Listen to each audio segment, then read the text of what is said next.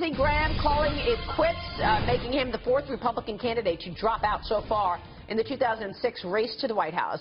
And with Donald Trump maintaining a commanding lead in the national polls, the GOP establishment is wondering who could be next to make their exit. Joining us now is Committee for a Responsible Federal Budget President Maya MacGuineas. Maya, good to see you. Thanks so much for joining us. Good morning, Maria. Before we get into Lindsey Graham and the 2016 race, let me get your take on the budget bill that was just passed. I was reading your report on it, and you said it just blows a hole in the budget. Give us your take on that. It does. I mean, unfortunately, what we've seen this year is a year that started out really quite strongly in that we actually passed a budget, something we haven't done in quite some time. And that budget put out a course that was going to get us to balance over 10 years, and it generated savings of over $5 trillion. But what we saw and what actually happened, completely different. And we ended up adding over $1 trillion to the debt this past year, not saving that $5 trillion we'd planned. And we ended the year really by doing the most to blow a hole in the budget, extending a whole lot of tax breaks where we should have offset the costs. In fact, I think a lot of those tax breaks probably made sense. It was really too bad that they were temporary. It wasn't good for business. It wasn't good for our competitiveness. But we should have paid for them and not added them to the debt. And we're just borrowing so fast these days. It's really setting us on a dangerous course. Well, I mean, they pushed out the Obamacare taxes for 2 and 5 years. Did you agree with that? I mean, the budget, you know, pays for funding Planned Parenthood, funding, you know, the refugees, funding climate change agenda of the president. A lot of things that have royal GOP. Yeah, certainly. There are all sorts of riders, which are more political debates that are put in part of the budget. And the GOP won some of those. They lost some of those.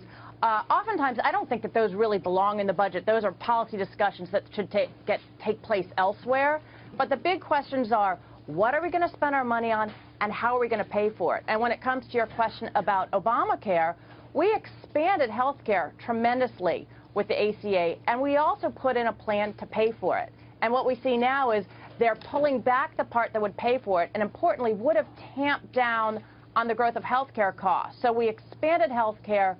We're losing the parts that were put in to control health care costs. And I think, again, in terms of fiscal priorities, that's a real loss for fiscal responsibility. It's hard to do these things. It's hard to pay for policies, but you see politicians running from those pay-fors as quickly as they sign them into law. Hey, Maya, I'm holding out a lot of hope for Paul Ryan. I think he's going to show some fiscal responsibility, and I think he's really going to be at the forefront of really bringing this debt into, you know, getting it under control or starting to get it under control. Am I too optimistic on Paul Ryan, or do you agree? Well, I'm with you in terms of if anybody can do it. Paul Ryan is somebody who has always emphasized fiscal responsibility, and importantly, not just talking about it, which we hear a lot from politicians, but actually putting forth the policies that would achieve that and focusing on the really important part of the budget, which is reforming entitlements. Now, do I think he's in a tough position because Congress is so broken? Absolutely. I think it's very difficult to get people to agree and focus on the specific policy solutions. But it's always been a priority of his, and I'm really eager to see him try to push the party and Congress in the direction of talking about how to fix these things rather than kind of standing in the way of real policy ideas. So I'm with you there. If anybody can do it, I think he'll make it a big issue. Look, we've got Treasury Secretary Jack Lew coming on the program in a little while, Maya. So what is your question for him in terms of these entitlements? That's been the elephant in the room, and we're still waiting on plans to actually stop them from moving toward insolvency.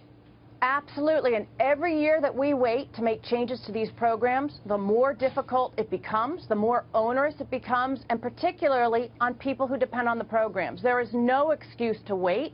And what I would ask of Secretary Lew or anybody in this administration is they came in saying that they were going to really make fiscal responsibility a priority. And they've taken a step back, and they've said, well, it's really up to Congress. We're not going to take the lead. These are issues where you need presidential leadership.